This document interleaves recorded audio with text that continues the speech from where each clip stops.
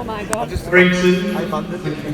Good evening, Warrington, and welcome to, I could be wrong, I could be right, an evening with man who needs no introduction. Please welcome to the stage, John Lydon.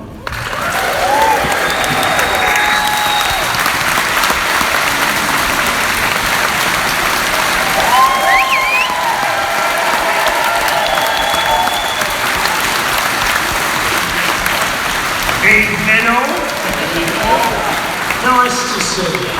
Alright? Now, it's a little difficult for me, the microphone's booming, so well, I'm not used to that. From all those years of trying to sing. Anyway, how are you? Nice to see you. I like these, the way we're doing this book tour. It's a fucking fantastic way to get in touch with what people really think about us. So, from the heart, I hate you.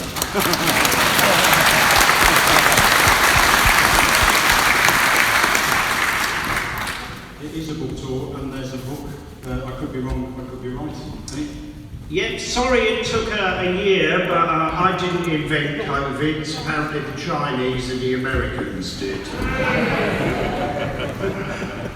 And put everything back a year. We would have done this last year, and we'd be touring now as Pill.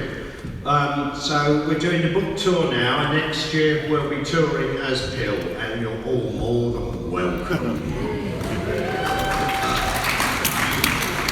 Now, I'm supposed to sit here and talk for 40 minutes solid. I'm going to find that very difficult or not. And after that, there's a question box here, eh? Special effects. It's wonderful, isn't it? Is that all we can afford? Well, what you do is you put questions in that, and for the second half, when you all come back from the bar, I'll answer everything and anything you've got to ask me, all right? And that's the way this will proceed, of course, in a mild-mannered, responsible way, because we're community. So what I'm saying is don't keep shouting at me, because I don't respond well to people shouting. Okay? My sense of community can't allow that. We don't need to be policed, we police ourselves. So we don't keep my fellows, boys and girls, adults, right? Hello, welcome. I'm John. This book, it's a collection of stories, all I think poignant to the way I think about life, all relevant, and it's one of a collection of books. What I try to do is speak in the way I'm speaking to you now, as a normal human being, rather than via the media, who tend to corrupt everything I say and add a nasty implication or an inflection, which is unnecessary. So hello, I'm John. This is the street I grew up on. It's called Benwell Road. It was a nice sense of community then. No one would rob off each other. Doors were left open. There was always kids running around, right? And me being one of them. But the thing was, if you did anything naughty or bad, any adult in that immediate vicinity would slap you upside the back of the head. And that was proper and good, because it taught you to respect not only your elders, but everybody else, including your own family. Love that upbringing. I think that's what's missing in what we now know as Britain, which has sadly become blighty. I could blame all manner of politicians for that, but whether they're extreme left-wing or extreme right-wing, I fucking hate the lot of them, alright? I'll just be real honest with you.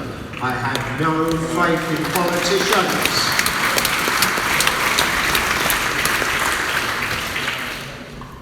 That sense of community is gone, right? Except with us, right? And we can bring it back, it is possible. And it's ridiculous to say it's old-fashioned values, it's not. It's proper values. See, I'm John, I don't believe in morals, because morals come with a religious implication.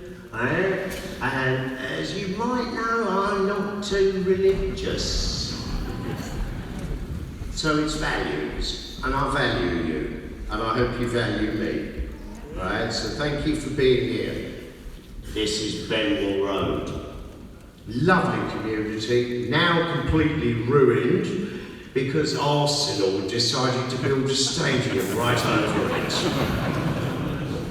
Right over the fucking top, right? This is all that's left of it. And on your way to the new Arsenal, you can see this side of the road. But I lived on this side.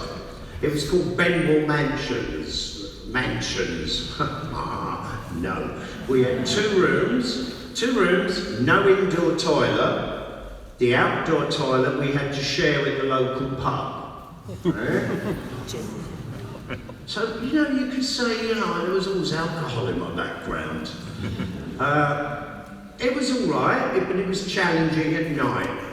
Right? So, piss pots is what used to be underneath the mattresses for all of us lot. And of course, the steam from the hot wee-wee and the poo would seepate into the mattress and eventually rust those iron springs.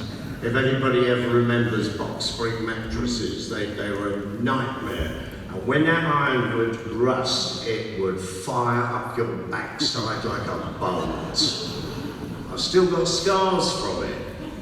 But I'm not complaining. That's how it was then, and we got on with it, Lovely days.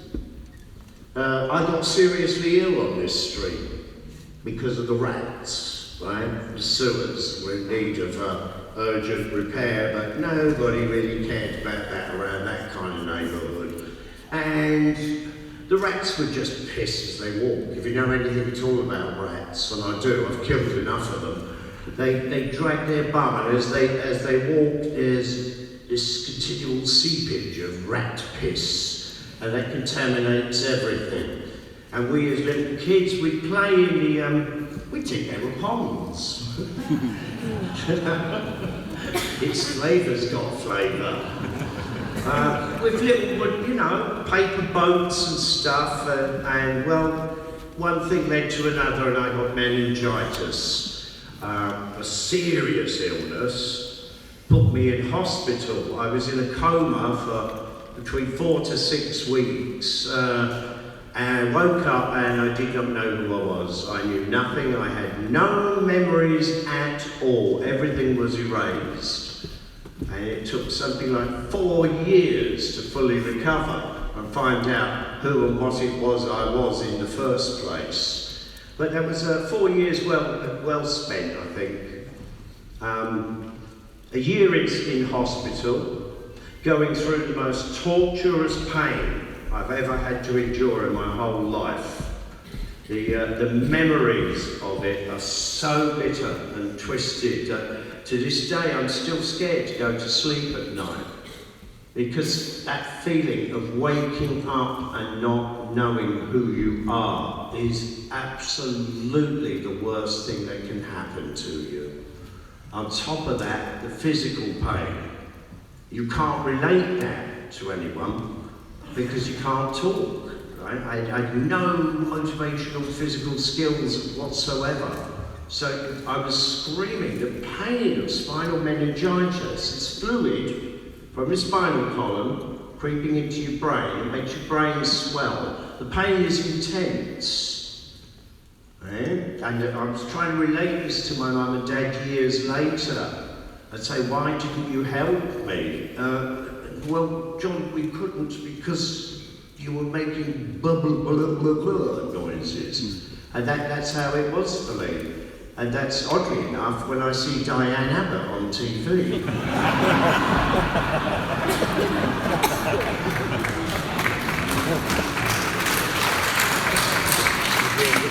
I relate.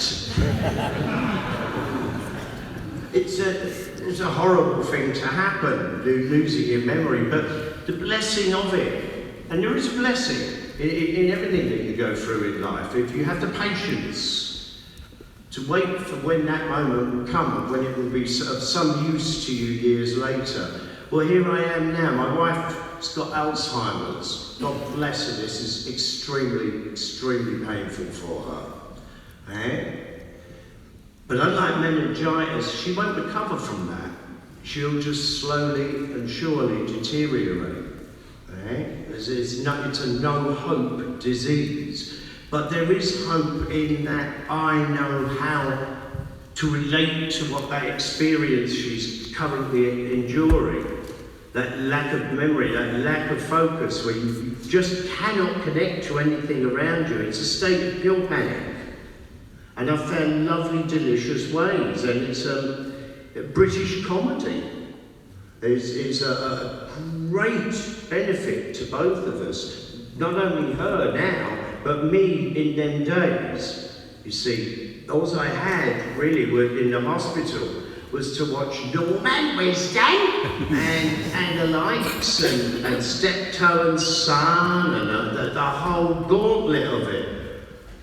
This is when Nora first moved to London. She just thought, wow, you English, you are insane.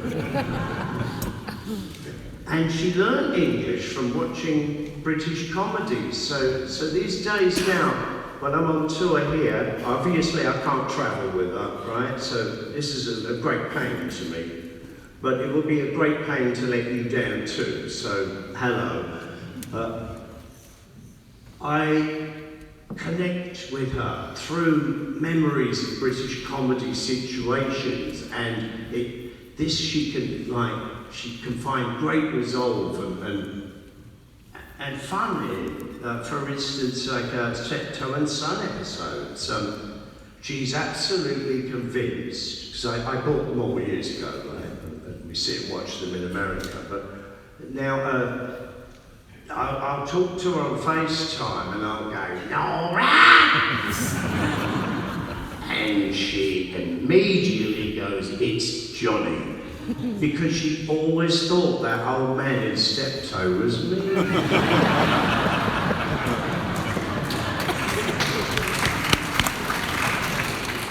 And then, ain't that lovely? You know, and anything with Norman Wisdom in it, it's, you know, because we're like mad people. I'm always running around and breaking things and being a clown. I can't help it, it's my natural way, right? And so there it is. And another great gift, by the way, you lovely folk who bring me little stuffed toys and things. Every night when I go on FaceTime, I hold one of them up and she just loves that. She goes, Johnny's got a baby. It's so sweet. So thank you. God bless, right? You don't need to buy me brandy. I've had more than enough of that in my lifetime. But those little things, and so there it is, and it's how they all interrelate, and I'm grateful for being so seriously ill when I was young, because now I can help her and hopefully help others, you know? I'm facing a certain death with my wife, which is very hard to take, but she will die happy. And I am absolutely convinced I can give her that joy. All right, that's how I am in life. Thank you.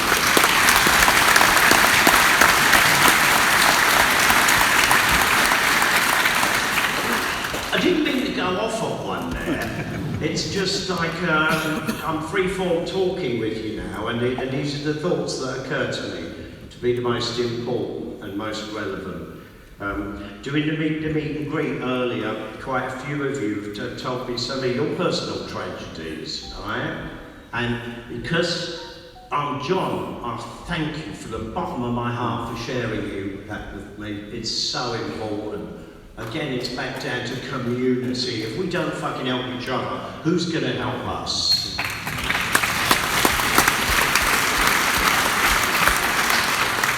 I can't rely on authorities. I never have done. Isn't that a shock, right?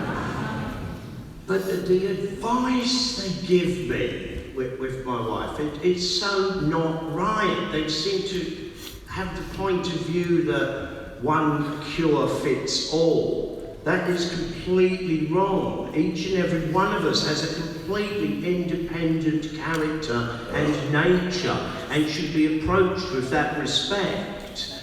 And so that's what I'm trying to say to you tonight. Like, don't ask an Alzheimer's victim a question. Not ever. Don't. Right? Let them ask you. But at the same time, remember the good points about their personality, because they're still in there. They just can't find the way to express it. And you must not rush that.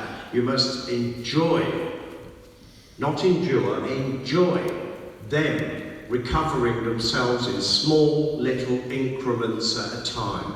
And that is such a fucking wonderful reward. And there I am with that. All right?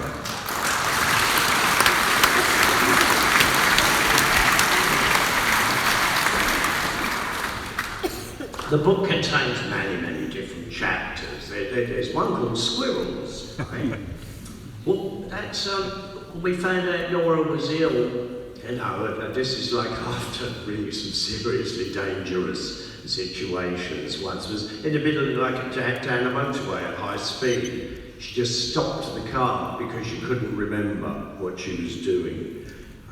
This is like when I first got warnings of this. This is years and years ago. And of course the endless loss of keys and things. It's pay attention to these signs. They're forewarners. Yeah? But there's not a sign of doom. I don't feel doomed now with my baby. I feel that I've got the wonderful chance to make her last few years on earth extremely happy. And I hope that gets across to the rest of you, to do it in your situations too. We really can't afford to be glum down and doom-laden, and self-pity doesn't answer any question whatsoever. Face it, face up to it, deal with it, and enjoy it for what it is. Because life is a wonderful gift, and it comes with death. Alright, and so there you go, your Christmas present has a bomb in it.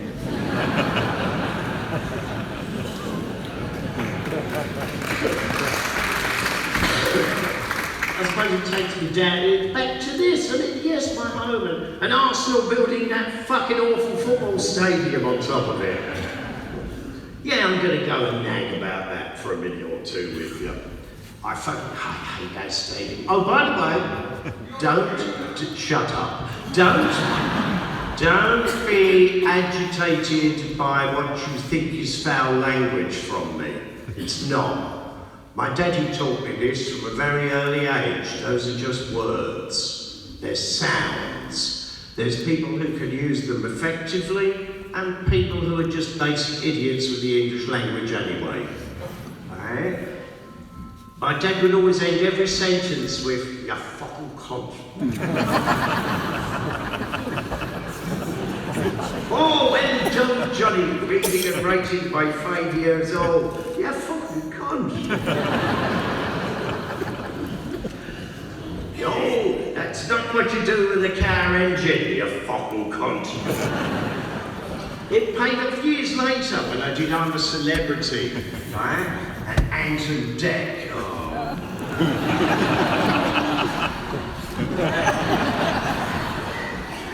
Oh, John, you've been voted on another week. That's what they said to me. So, quite, nonchalantly, I looked into the camera and I said, "Thank you, you fucking cunts."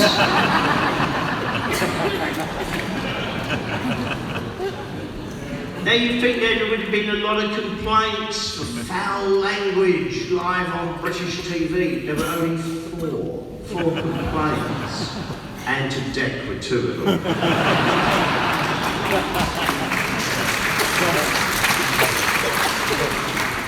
So there you go, you fucking cunts.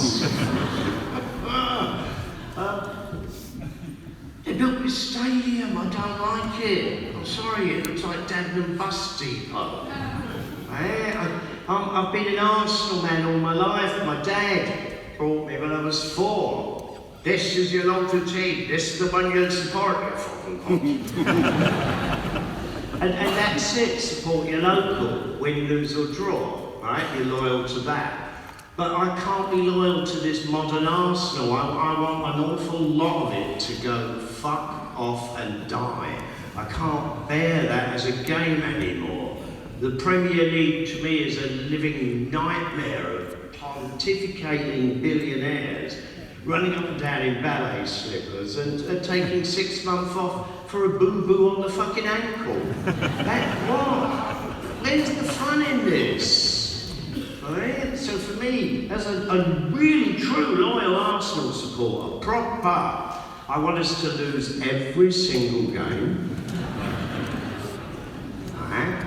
Go down the league, get rid of those Lydon awful football supporters they have in there now. All rich kids, none of the locals, by the way.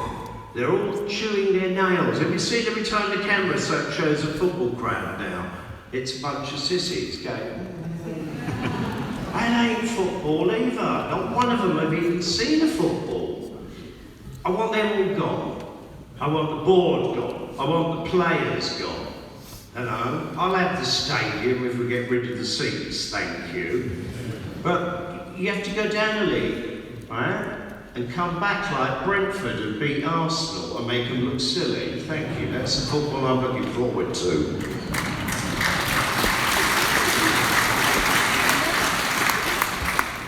The good old days, they were, I know I said it myself, of football were when I was thrilled to watch the competition of it. When players had great names like Chopper Harris and Norman Bites Your Legs Hunter. This is just such good combative stuff, and growing up young, it's we couldn't afford the football boots at the time.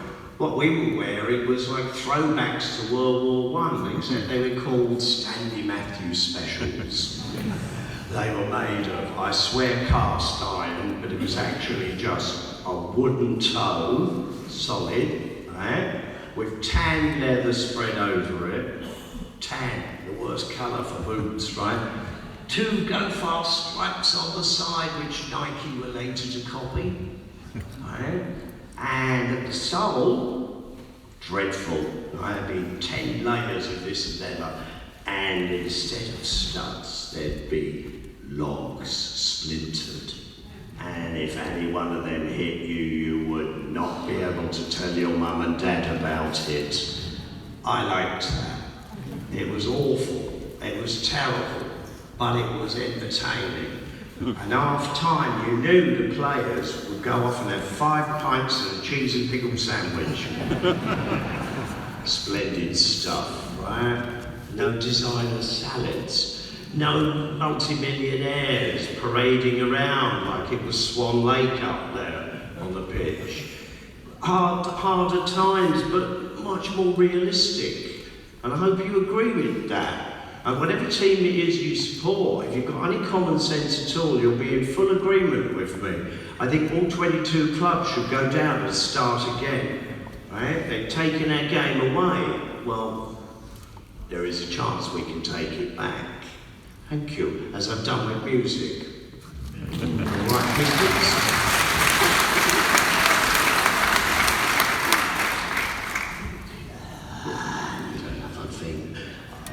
Yeah, I went off on one, didn't I? Ask about the picture on the cover, because that's special. This in the background, this is the Blitz, World War II. Now, a lot of the neighbours on this street went through that, the older ones, particularly the mums and grannies that had to live there while their husbands were fighting Nazis off in Europe. The bombing was terrible, right? The Blitz, a nightmare. But the stories they would tell us as little kids were thrilling, absolutely enthralling, live, real war stories, not TV productions or movies. Really serious stuff about who died, how, when, and how extremely painful it all was, and how that never managed to destroy community. And so I grew up with a total respect for my elders. I wanted everything they had in their minds, their knowledge, to share with me, so that it would somehow make me a better person. And here I am now, as an elder, telling you it's true. Listen to me. I'm 65, right? I've got stories to tell. The books are full of them. Enjoy, endure. If you ignore your past, you don't have a future, and your present is merely a joke. Or a Diane Abbott bloody interview on the BBC.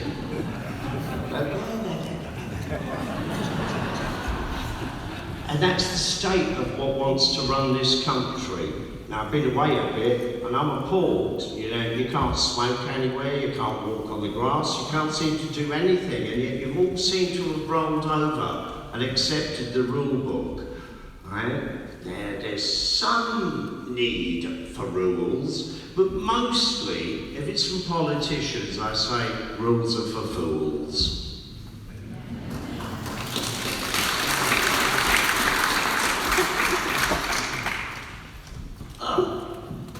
You're very quiet and polite, so I'm finding it hard to get a higher rev here. You started talking about schools. Oh, shut up, you fucking cock.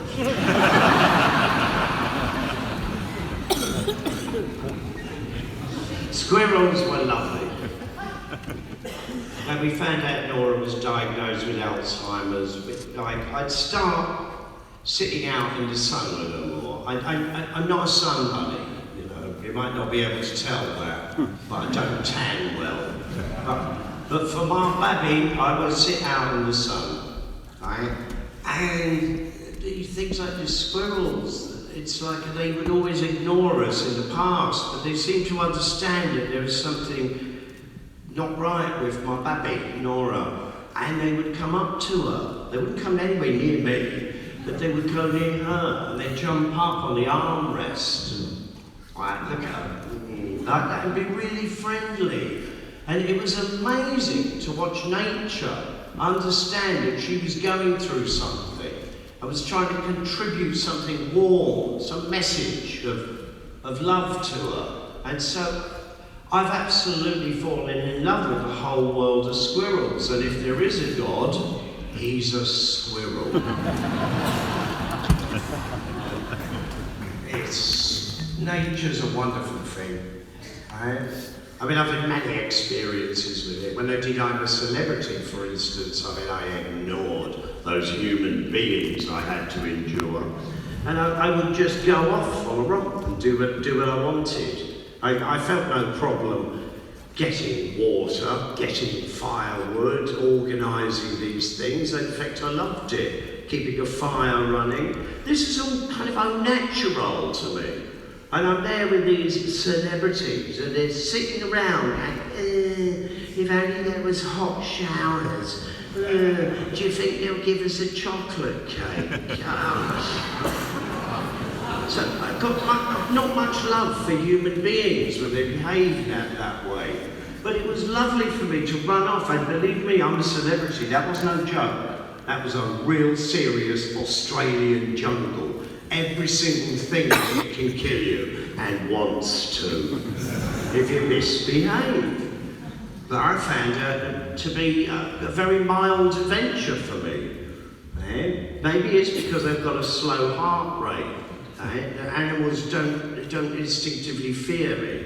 But I could go out there and as I did one day, I found this enormous lizard, right? He's at least 6 foot long. There's black and grey stripes and the teeth on it and the claws. And he was just perfectly happy to sit there getting his early morning suntan with Johnny fucking Rotten.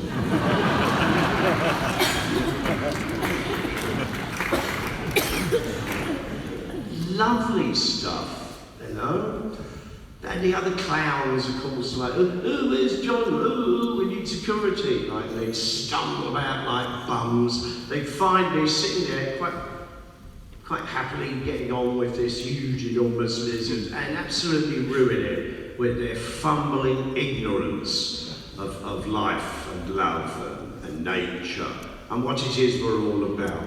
Please respect things and you'll find that they respect you. I had not one single problem in the Australian jungle.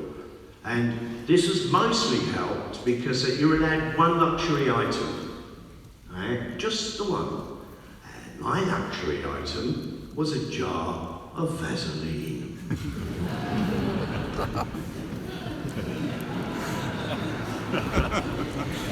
Multiple uses. I used it because I'm smart and I don't want ants in my pants. As I rubbed it on the four legs of the bunk, and I had no insect problem at all the entire time, you know? And of course, you know, when you're in under your blanket late at night and you're bored shitless,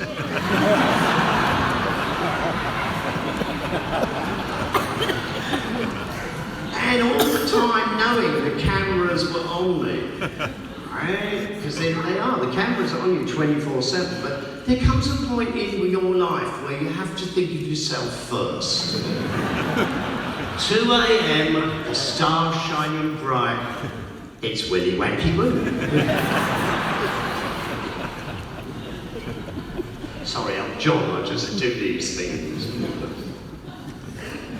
So there you go, getting on with animals. I mean, that show, oh God, the reason I walked out on it was because they promised me that they would tell me that Nora had arrived safely in Australia. I had to go there some 2.5 weeks before her. And that was the promise, they'd let me know that her flight arrived safely. The reason for that is that we were both booked on the Lockerbie flight, the one that was blown out of the sky over Scotland by terrorists. So I think that was a really valid reason for them informing me, but they refused. They just, no, we can't tell you.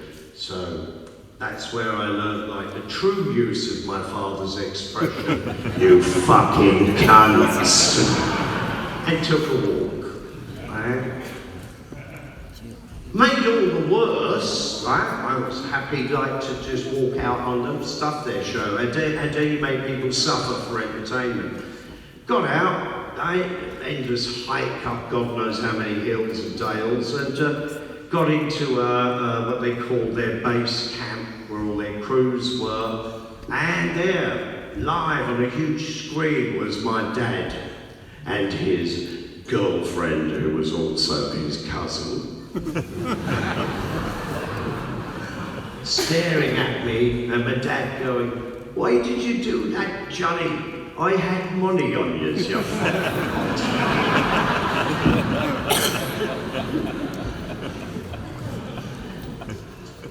And that will be true. I mean, hello, that's not a bad life, is it? You know? But it led to good things. Back to animals and that, because years later, with Channel 4 did a couple of programs, one on gorillas and chimpanzees, and another on great white sharks in South Africa. The sharks one was utterly fascinating to me, because I'd studied marine biology when I was younger. You know, I fancied myself as a bit of a whatever, and I've no doubt the Jaws movies were influencing me that way, you know. I mean, who else did the Jaws movies influence? They were fantastic. At least the first one was. But anyway, I can't dive, can I? Right? I haven't got a diving licence, and neither's Rambo. There you go, my mate and manager. So they hire some South African Navy SEALs to teach us how to dive before you go in the cages and shoot the shots. Now that meant we were in 85 foot of wild South African water, right? Bubbling about, learning how to pull masks on and off, while 15-foot great whites were swimming around us like torpedoes. That's the side of it you don't see. They only want to shoot you in the cage afterwards, but the much more interesting thing was how to cope with that. And it takes me back down to, I have a slow heartbeat. And I'm somewhat semi-convinced that that slow heart rate of mine, showing no fear from a shark's point of view, could have introduced the prospect that I was a dangerous predator. Right? And so I got through it that way. But of course we ruined that with the diving suits we invented. I decided I wanted to go down there dressed up as a killer bee. Black and yellow striped, right? And Rambo Arsenal's away kit at the time, and go on John, shout it out. What? Blue and yellow. Blue and yellow. And me, black and yellow, and there we were. And of course, the South African experts said, "Are you insane? You're going to get eaten alive in a second." Not true, right? We discovered something really interesting. The sharks were frightened of us because of the striping pattern. So I suppose it's like we were the fattest sea snakes they've ever seen. And then years later, all these alleged experts and scientific geniuses started copying our ideas. So that's how it is. I think in all things, the scientists come second. It's mad fucks like us what come first, what getting done. So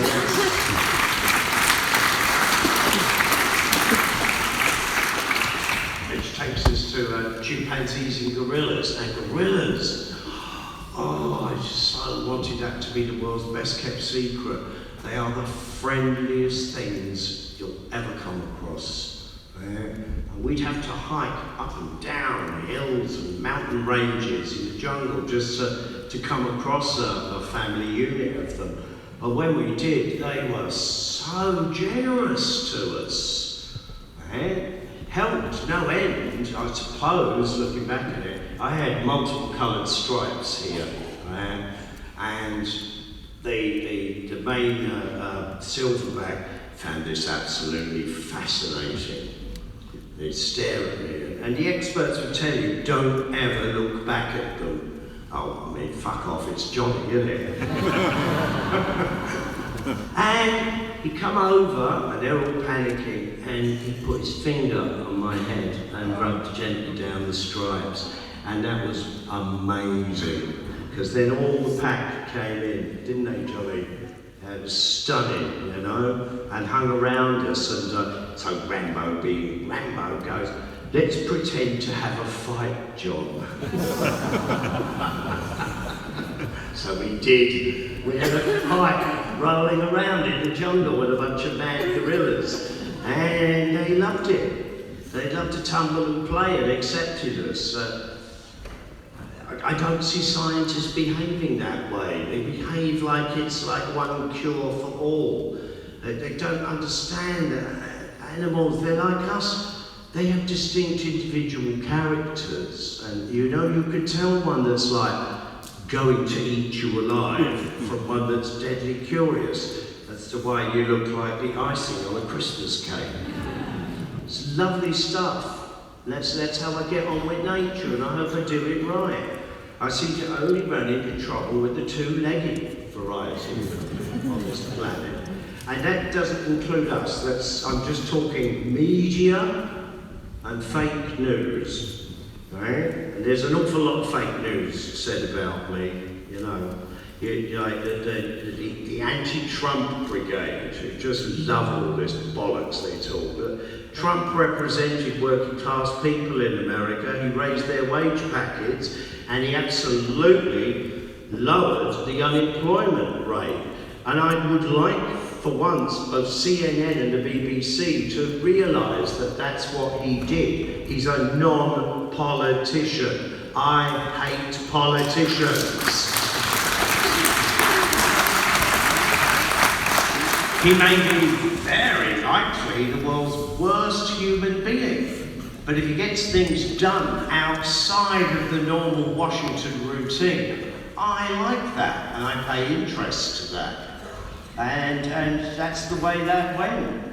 The hatred, though, against Donald Trump became almost entertainment in itself, that you couldn't turn on CNN in America in the morning without the most venomous, poisonous,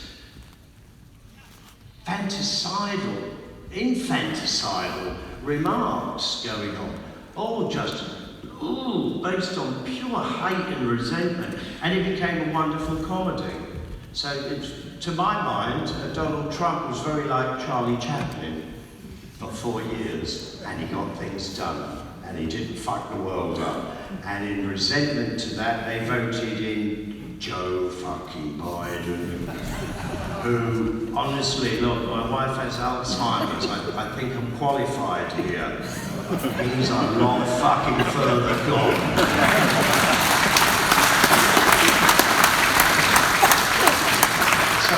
Don't hate me for affiliating with Trump. It won't always be that way. I'll affiliate with the good of anybody, but I won't affiliate with the bad of everybody. And that's how I view politics. It's a fucking joke from top to bottom. And we need a few more real estate agent malarkeys in there to fuck them up.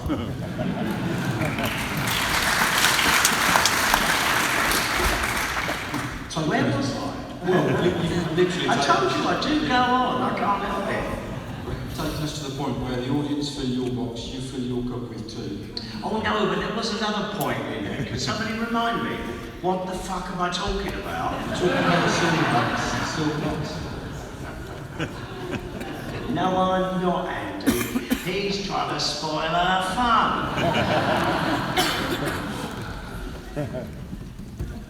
It will be question time soon. I'm going to go off and have a nice cup of tea. And I hope you're all suitably inebriated for some superior questions that are going to definitely challenge my intellect. Failing that, my favourite colour's electric blue.